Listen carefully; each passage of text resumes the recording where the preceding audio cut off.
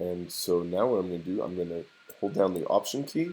See how I have two arrows? And drag this over here like that. I now have main hero. Let me just close this fast. And drag another one here and another one there. Okay, great. So by doing that, I've got all these settings. I was holding down the Option key in order to do that. You'll notice over here I have all of these together as my text. Awesome. So I hit the letter T, and now I can go in and I can change this.